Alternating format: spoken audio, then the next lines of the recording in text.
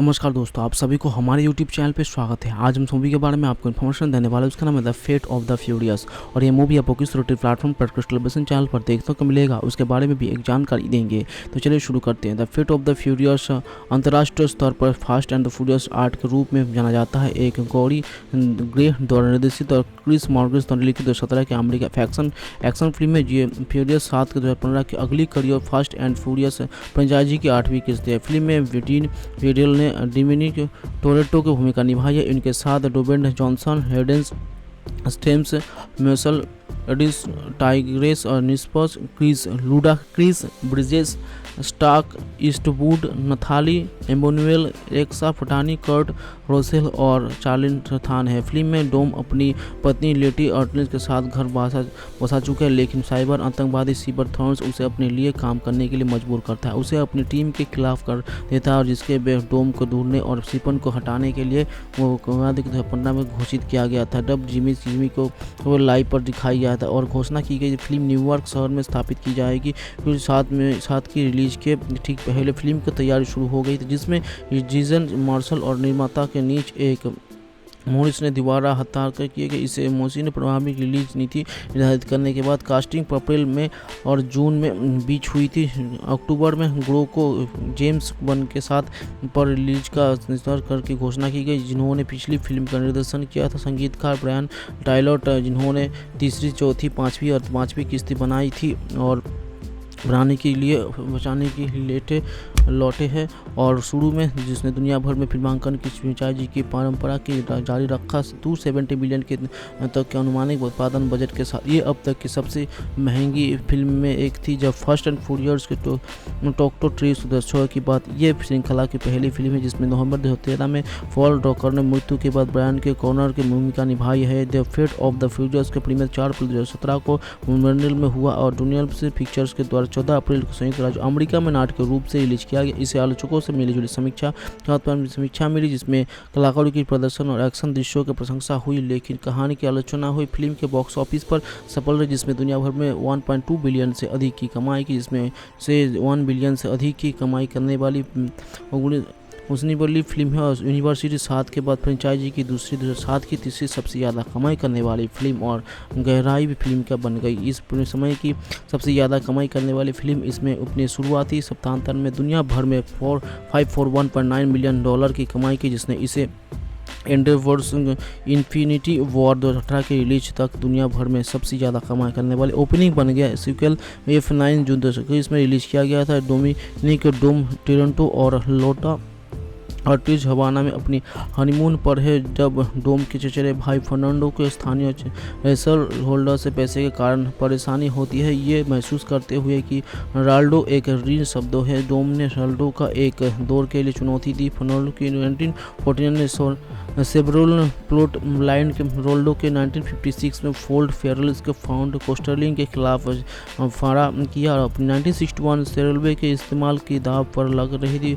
RAM के मामूली के जीविती के बाद इसे रोनाल्डो के अपने सिर के विमान बेचने की 100 सालों के सरकारी सियासत में मुक्ति करने की व्यवस्था की। जांच के सिपर को और उसके लिए उसके अपने घर में ले जाते हैं और वो हैक कर लेते, उन्हें अल्ट्रा और हाइट के माध्यम से दूर ले जाते हैं और नियंत्रित करके जीप से फर्सेस के अनुरुद्ध कर देते हैं और वो डोमेन्स के फुटबॉल के लिए टीम के डोम के अपनी कारों के रिलाए उन्हें डेमिन को भाग निकालते प्रतीत होता है कि डीमन और मदता डेमिन को डोम के पकड़ लेता है और फुटबॉल चुरा लेते हैं, लेकिन सिपर के प्रत्येक कर्नल रिसर्च के द्वारा उसे लगभग मार ही दिया जाता है। उसके पहले ही डोम उसे रोकता, फुटबॉल को लुटा देता। उसके द्वारा मॉडल था इसे, उसके बाद उसके बेटे को धमकी दी। डोम सुरक्षा और एक परमाणु बंदूक के निष्क्रिय करने के लिए एमनीबी डिवाइस का उपयोग करने के लिए रूम में एक सैन्य अलगाववादी और में घुसपैठ करता है, जिसमें सफर हुए अपन करने के परमाणु युद्ध के दौरान उनके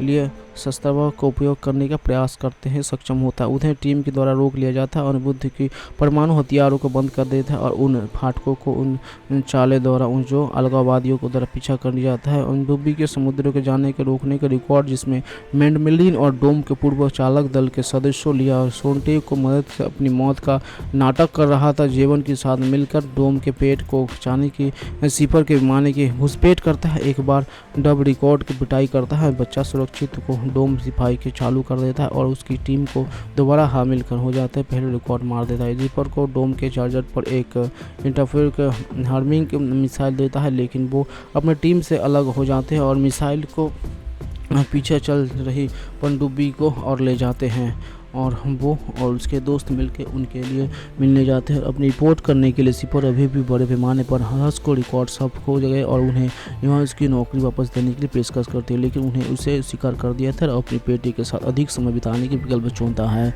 और वो जान के डोम को उसे बेटे सौंप देता है। उसे परिवार को स्वीकार कर दिया। डोम ने अपने बेटे का नाम प्रयान रखा और अपने दोस्तों के साथ जश्न मनाया। नवंबर 2014 में यूनिवर्सल मार्शल की संस्था दोनों हॉलीवुड रिपोर्ट्स को बताया कि यूनिवर्सिटी साथ में द ब्रंच फ्रेंचाइजी की कम से कम 3 और फिल्म होंगी। 2015 में बेन डीजल ने संभावित स्पीकर में बारे में कहा है कि पॉल रिकॉर्ड्स कहते थे कि 8वीं फिल्म की 8वीं थी और ये कुछ मायने में जब आपका भाई किसी चीज़ की गरोठी देता है तो आपको कभी कभी ऐसा लगता है कि आपको ये सुनिश्चित करता होगा कि वो पूरी तरह उस चीज़ नहीं है।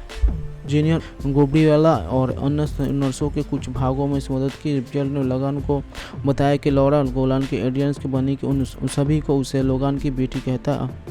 ओक्लाहोमा सिटी में लोगान को पता चलता है कि इनल लोरान एक्स-मैन कमी के दिखाई देता है और उसे बताता है कि ये काल्पनिक रिवर्स के लोगान और लारा को छोड़कर सभी लोग अक्षम हो जाते और वो हमलावरों को मार देता है। जेवियर को अपनी दादा को इंजेक्शन लगाते जैसे ही भागते ट्रांजिशन को प्रमुख डॉक्टर जॉर्डन रॉड्स को मदद के लिए जाते हैं। लोगन लोरा और जेवियर्स एक यातायात घटना के बाद किसान बिल मुनसन और उसके परिवार की मदद करते हैं। उनके घर रातिपुत्र भेज पुस्तक स्वीकार करते हैं जहां लोगों एक कॉर्पोरेट काम का प्रवेश का भाग देता। इसमें रेक्स 24 का इजागर किया और जो लोगन के एक नाम से क्लोन था जिसे ट्रांसजेंड को अंतिम हथियार के लिए कहा था। 24 लीव परिवार को जियर को हत्या कर दिया था। केल्विन्स ने लोगों के फेंक जिसमें वो खुद और कई रिहर्सल मार देने, लेकिन केवल सियर का साइकिल को गया। लेगन X-24 से आगे है, लेकिन बिल अपनी चोटों से मरने से पहले X-24 को अपने ट्रैक से बांधे लगा। लोगन और जुबियर के सब के साथ भाग जाते हैं। जुबियर को दफनाने के बाद लोगन मर जाते हैं। लॉब उसे एक डॉक्टर के पास ले जाते हैं और उसे पता साबित करने के लिए मानने के लिए नर्थ डॉक्टरों को जगह डन नहीं देते वहाँ वे विजिटर और ट्रांसजेंड को बच्चों को कनाडा जाने की तैयारी करते हैं। पाते हैं लोरो को एक एडामेंटरों को गोली मारते हैं जिसे लोगन बेचन एक सुविधा से भागने की मदद से अपने पास रखा है जिसे उसने पास एक आत्महत्या करने के लिए उपयोग करता है और विचार करता है। लारा को निराशा हुई और लोगन को उनके साथ ना जाने की फैसला किया। जब रिटर्न्स बच्चों को घर लगाकर फैसला करते हैं तो लोगन फिस्टर द्वारा किए गए खेल बताते हैं कि जेडी निजियम के एक एजेंट हैं जो एक गुप्त समाज के जो अलौकिक खतरों को शिकार करने के लिए प्रमाणित है। निक और जेनी को पता चलता है कि जेकेल सेट को निक के शरीर पर पूरी तरह से कब्जा करने की अनुमति देता चाहते हैं, जबका मानना है कि इसके सेट अनुसूचित हो जाएगा। जेकेल एडी हाइट के बदल जाता है। निक ने उसे एक सीरम से रोका जिसे जेकेल ने इस उद्यम के लिए आविष्कार किया था जिसमें निक और जेनी बच गए। अहमद में उन्हें बढ़ता है और जख्म खंजर पुनः प्राप्त करता है। इन कैसिडोर लाशों को बुलाता है और लंदन में एक बड़ा तरतील तूफान पैदा करता है। कैसिडोर लाशों प्रोडक्शन के पर उपचार करता है और पुनः प्राप्त करता है। फिर वो और निक जेनी लंदन के अंडरग्राउंड के भाग जाते हैं और अहमदाबाद की लाश पर उन पर हमला करते हैं। अहमदाबाद के जेनी को पकड़ लेता है और उसे डूबी ले जाता है। जब निक को अहमदाबाद के लाया जाता है तो वो जीनी के शरीर को देखता है और वो लाशी लाधो धूल में बदल जाते हैं। निक घायल हो जाता है। जब वो अहमदाबाद के अमानत पर हमला करने की कोशिश करता है तो खंजर चुराने की और मनिक को चकनाचूर करने के बहाने उसे गले लगाने का होता है। वो खंजर की नोक से पर्दाफाश करता है जिसमें मनिक टूट जाता है और लेकिन अहमद को उसे याद दिलाते हैं कि खंजर उसे मौत को उलटने की शक्ति देता है। मनी को नष्ट करने बजाय उसने खुद को चाकू मार लिया और उसके शरीर पर सेट का कब्जा कर गया। जैसे ही सूट अहमद के पास जाता है वो सत्ता संभालना शुरू कर देते हैं, लेकिन जैसे ही वो जेनी के मृत शरीर को फेंकता है निक उसके और जैकेल को दोनों शब्दों को याद करने के बाद नियंत्रण हासिल कर देता है और सेठ की शक्तियों का उपयोग करके हमेटमेंट की जीवन शक्ति निकाल देते हैं, जिसके उनकी मौत हो जाती है। सेठ के विरुद्ध संघर्ष करते हुए निक जेनी को भी पुनर्जीवित करता है, यह जानते हुए कि पेडेजियम उसके लिए एक आ रहा है, और जो जोनी के अलविदा कहता है और गायब हो जाता है। ऐसे ही अपार्टमेंट को उसके कब्र के वापस सील कर दिया था। जेनी और जैकिल को आश्चर्य है कि क्या निक, जो अब सेठ के साथ जुड़ा है, अपनी शक्तियों का उपयोग अच्छे के लिए करता है। निक रेस्तोगर में लौटता है और क्रिस को पुनर्जीवित करता है। दोनों मिस्र की एक साहसिक यात्रा पर जाते हैं, अभिशाप को दूर करने के लिए एक इलाज खोजने। उद्यम को उन्हें जीमा को, पिरामिड को और रेगिस्तान में घुड़सवारी करने के लिए और एक आने वाली रेत की तूफान बनाने के चिंतित करता है। जो मम्मी रिबन की बाप रिबन की ग्रीष्मकालीन रिबिल के पहले सम्राट मारिया वेल्ले की उम्माद थी। श्रृंखला में चौथी रविष्ट बनाई गई थी। श्रृंखला में नामांकित लियोन फोर्ड की 3 फिल्मों के लिए अनुबंध किया गया है। The mummy rise of the ridges नामक फिल्म दक्षिणी अमेरिका स्थापित होने की और इसमें एटियन की यूएस के खलनायक भूमिका निभाने की आती है, और ये उसके लिए, जबकि ब्रेंडन फ्रेजर कमरी सन्ना के तौर के चौथी फिल्म की योजना अप्रैल 2012 में हुई, और ये यूनिवर्सल पिक्चर्स श्रृंखला के फिर से शुरू करने का